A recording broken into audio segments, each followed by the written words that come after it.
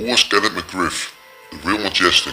Kenneth Mcgriff was the leader of the Supreme Team gang, a key player in the Paisley Park crack cocaine scene. In 1985 he was convicted of possession of narcotics. He was paroled in 1995. In 2002 he was arrested awaiting murder charges when rival mobsters E-Money Bags and Tryin Singleton were found dead in Queens. In 2003 he was convicted of drug trafficking, racketeering and murder. Notorious mobster Kenneth Mcgriff was born on September 19, 1960, the middle child of a Tryin family-friendly South Jamaican Queens. Mcgriff's parents were both city transit workers and the family lived in the middle class. Kenneth became acquainted with the sect of the Nation of Islam called the 5% Nation. The 5%ers were formed in the 1960s. Mcgriff's involvement with the group earned him the righteous moniker The Supreme. Mcgriff was introduced to the local drug king Fat Cat Nichols through a fellow 5%er, Prince Racine, who was a cousin of Nichols. Supreme soon after formed his own crew called the Supreme Team. He based his drug dealing business in the Paisley Park housing projects, but were close to Mcgriff's home. Under Mcgriff's leadership the gang numbers reached the hundreds and the team dominated the crack cocaine trade in Paisley Park.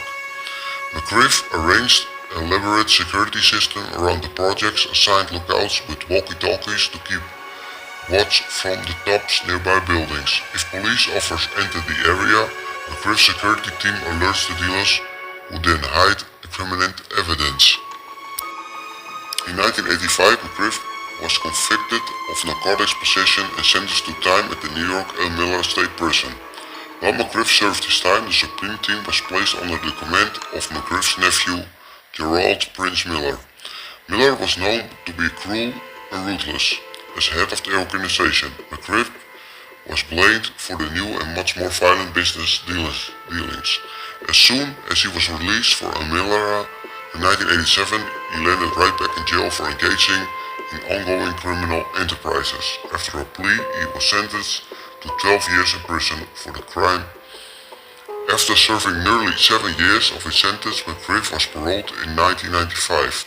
The former drug kingpin decided to go straight and opened a barbershop at his parents' house.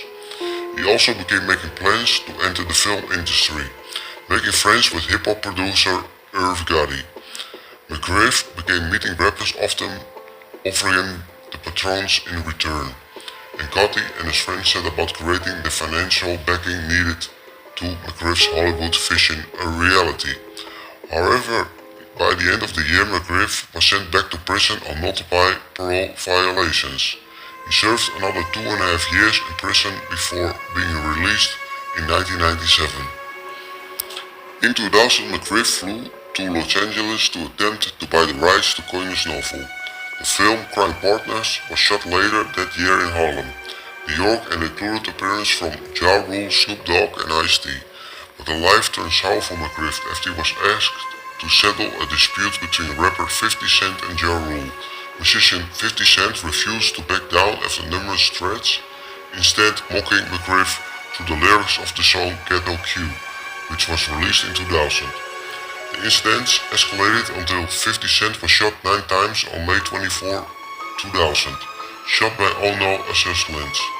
He survived and released another issue with Mcgriff involved in the shooting.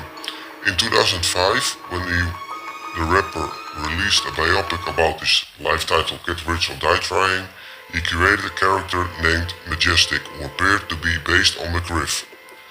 This series of allegations was followed by the number serious allegations in late 2001 after rival mobsters Eric E. Moneybags Smith and Troy Singleton were murdered in Queens. Investigators believe Mcgriff had hired assassins to exert the revenge on the two men allegedly responsible for the death of Mcgriff's friend Black Josh Johnson. After killing 2 more men who worked with Supreme, police gathered enough evidence to jail Mcgriff in 2002, pending murder charges. In 2003, Gotti was charged with money laundering for Mcgriff in 2005, but the jury found Gotti innocent of all charges.